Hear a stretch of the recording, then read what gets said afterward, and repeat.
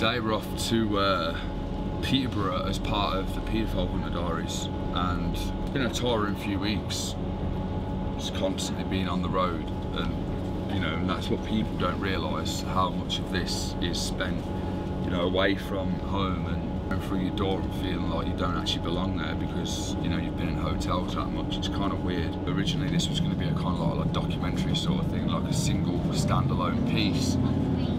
But it makes sense to sort of do it as a webisode, sort of episodic period sort of thing. It's expensive to do this sort of thing. It's not about the money, it's not about being skinned, it's about sending a really important message to people that are really quite naive to what is actually happening.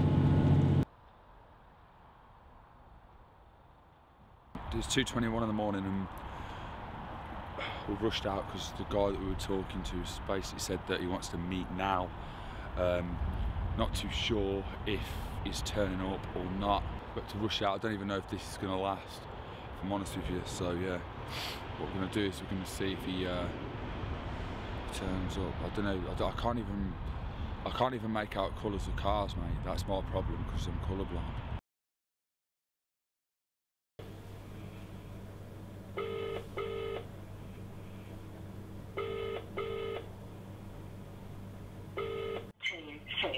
Please leave a message after the tone.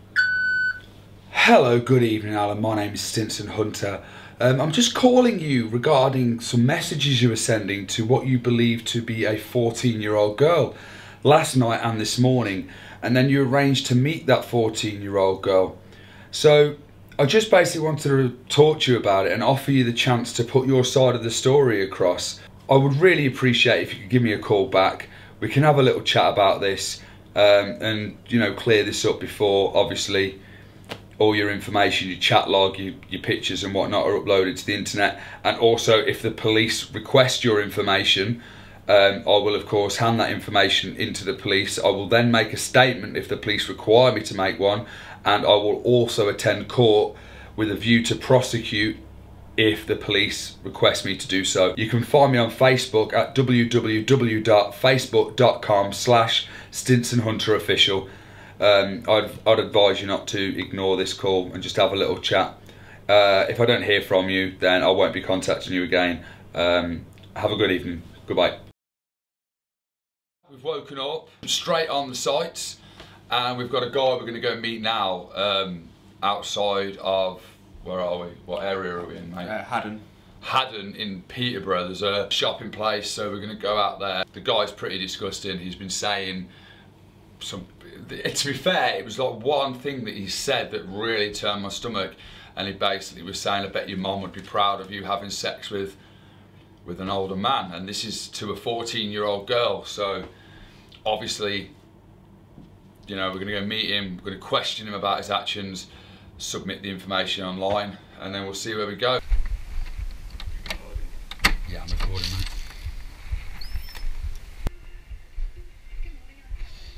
Oh, you're going to have a look.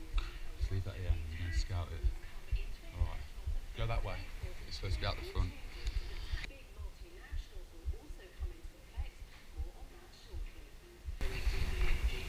We'll go this way. That's that. It just took that.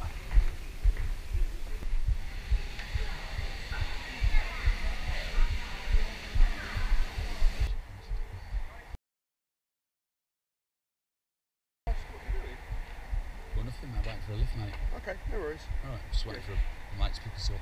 Okay, no worries. Alright. Yeah, I think I recognise your face. Huh? I think I just recognise your face. Really? All I'm worried about, I know what you're doing, the big hoo-ha in here. No, I can't film in there anyway, mate. We're just coming in there just to, because we're in the hotel, so we cut through. Okay. So we've cut through, but don't worry, mate. There's... Yeah, no worries. Fuck it.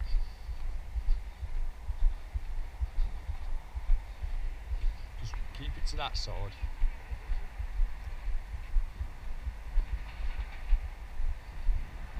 Can you tell me what you're doing here today, please, sir? Sorry, mate. Can you tell me what you're doing here today, please, sir? What's that, mate? You're here to meet a 14-year-old girl that you've been having sexually explicit conversations with. No.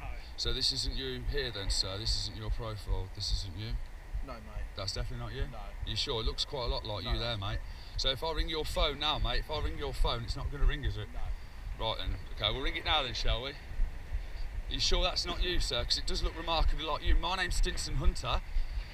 Just so you know, your information is going to be uploaded to facebook.com/StinsonHunterOfficial. You've had sexually explicit conversations with what you believe to be a 14-year-old girl, sir. You said that this child's mum would be proud of her riding a man's car. That guy is your stereotypical predator that is caught out and then does a runner.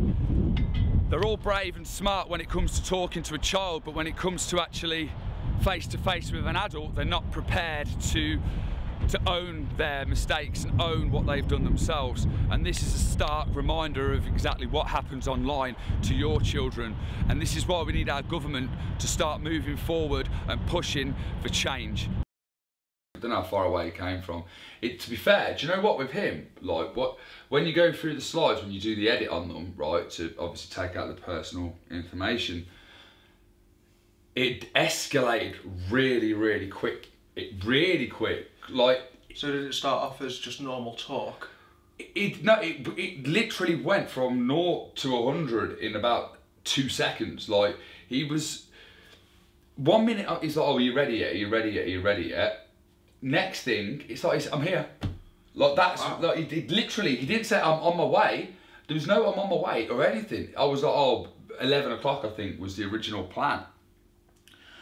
And he was just like, "Oh, I'm here." I was like, wow. And at that point, I was thinking, "Oh, is this a wind-up? Is he having a laugh, sort of thing?" But then I was like, "All right." And they sent a picture of the inside of the complex, and I was just like, "Wow, he's actually here! Like, he's actually here." That's shocking. I know, and the fact he was, I mean, that one line he said to me about, you know, "I'm sure your mum would be proud of you." Yeah. And he just drops that on me, and you were in my room, weren't you? I was just like, it's not me sick. You did look shocked. I mean, like, usually it takes a lot to shock you, but at that point you did look a lot more shocked than usual. Yeah, it was, mate, it felt like he stuck a knife in my stomach. Yeah. Like, just to read that's a grown man saying to a 14-year-old girl that her mum would be proud of her riding on a man at 14 years of age. What kind of person says that to anybody? Anybody, even if she was a legal girl, what kind of thing is that to say to anybody, let alone a 14-year-old girl that he believes has travelled all the way from Chester to be in a hotel room on her own? He's there within an hour and a half trying to rape that child. And the government, again, they're doing nothing about it. They're not interested. They're not. They're more focused on benefits, people and money and things that line their pockets. They're not interested in, you know, they think, "Oh yeah, it's just a couple of idiots running around with a camera. This isn't important." But 22 plus convictions for a start. A film that's been viewed by millions and millions of people, right? That says that there's something there. People wouldn't be watching it if there wasn't something there. If it wasn't something that was relevant, people would not watch it. People would not still be behind this project. They wouldn't be behind it. So why are they not acknowledging that there's a serious issue and that there is not enough being done to combat online sexual exploitation? And today's a prime example. Within an hour and a half or so, outside there, waiting to take a girl back. Literally, it was, "Oh, can we go to your room where we can't get seen?" He wanted to go from point A straight to the room, rape that child, and then drive off, I guess. Yeah, and never have to worry about it ever again. Block a number, that's it. Disappears. That young child's there left like, what just happened? Yeah. Like, there was, it was literally all about what he wanted. Yeah. And just to see him become a complete coward and run off, get in his smart little car and drive off, he didn't care. No. He didn't care. Like, he was just like, "Right, I'm off." Yeah. You know, and the way he tried to lie and say that it wasn't him. Yeah. You know, like, he would have, oh, if that weren't me, I'd just be like, "Nah, mate, that's definitely, look, that is nothing like me. that you got the wrong person. I wouldn't scurry off and keep Oh, my mouth no, shut. an innocent person wouldn't bugger off. If I didn't know you and you came up to me with a camera, I'd stay there until I could prove to you that I'm not that person. Yeah, I am not a nonce. I am not a nonce. It's not me. You've got the wrong person.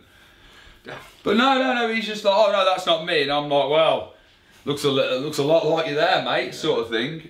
He just looked like a normal guy. Majority of the people caught are normal looking, normal appearing kind of blokes. Like, not just since you've been back doing it, but I mean previous to that, the different walks of life. You know, a mayor, I caught 2 teachers, former solicitor,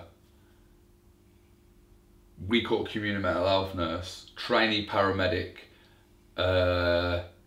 helicopter pilot, like Michael Parks, suicide guy. He was a landlord. He had property and stuff. Like, he weren't sort of like somebody that didn't have anything at all. He had it and threw it all away. No way. Like, that's the thing, man. Like, he had everything and he threw it all away so he could try and rape a 12-year-old girl. You know, they walk around in every walk of life and they're out there and they're, you know, one minute they could be your best friend, the next minute they're trying to abuse your kids. It's just insane. One was, oh, you're too young, and then they carry on. Yeah, that's happened quite a bit in this area. For me, they'll say sorry, too young, and then like all of a sudden they want to have a conversation with you anyway. And they've just stated that I'm too young for them to talk to, but I mean, do they think that if they say, oh, you're too young, yet I still want to talk to you and groom you, it's okay because I originally said you were too young? Yeah, exactly. Is that what they think? I honestly do think that. Yeah. I think they're like, oh, I've said that. I'm all right. I'm covered. I'm like, my conscience is clear. Fuck it. Bang. Then you get others who say things like, I would like to have sex with you, I would like to fuck you, I would like you to suck my cock, etc. Yeah. And then the next message would be, but you're too young, lol. Yeah. And then it's like, well, does that make it okay now? Yeah. That you've said this, and then you're going back on yourself, and then you'll go and say it again anyway. I know. But you'll always have that, but you're too young afterwards. Yeah. To try and cover yourself. Yeah. It's ridiculous. I know how they think. I know. Or they'll put only joking, lol. Yeah. But it's like, oh yeah, oh, you're only joking, but you've just said that to a child. But it's alright, you're joking, it's fine, we'll let you off. Shut up, it doesn't work like that. There's another lot that I've picked up on. The ones who, they won't say they'll want to have sex with to the child, but that all of a sudden they'll start talking about sex. They'll start being, oh, I like to have sex with women all the time, I like to do this, and they'll start going into detail of what they do.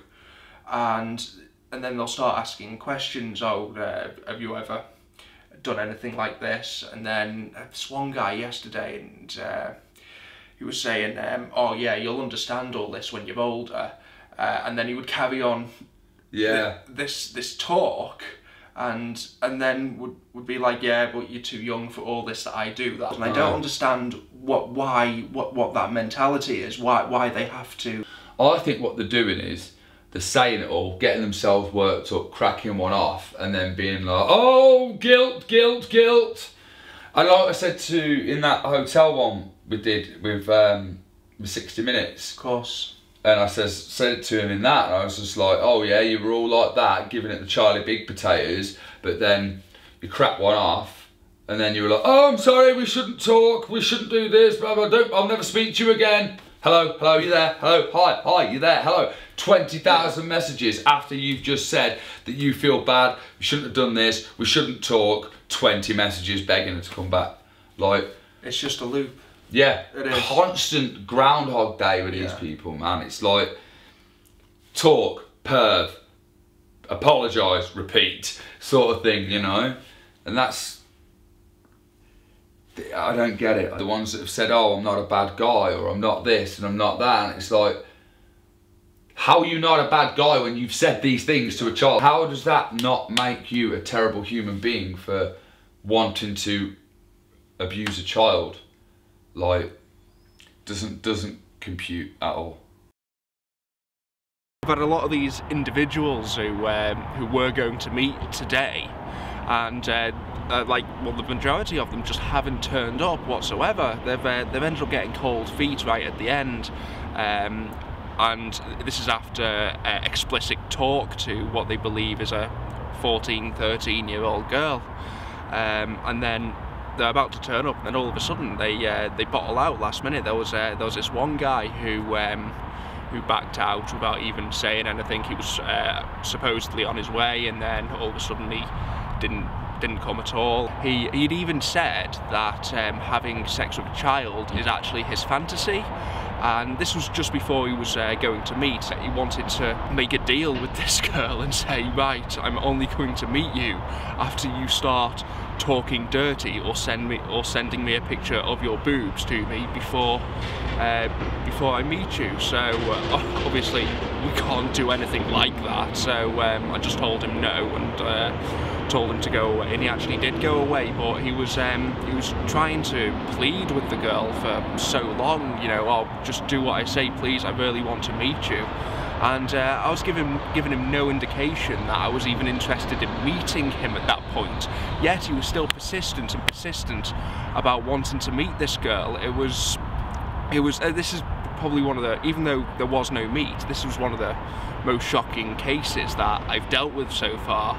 And that says a lot for not even the whole meet going on and taking place. Overall, like, Peterborough has been quite shocking in the level of how many people will talk to a child and how quick people turn up. Like, there was the guy that on day one, he turned up within, was it a couple of hours, and it would have been sooner had it been convenient for us. Like, it was only because we couldn't do it. We were trying to get cameras charged and everything else. So we've had several people today who haven't turned up, who were supposed to turn up, but basically what they've done is they've got cold feet right at the end. This is probably one of the worst places I've been to for catching these guys.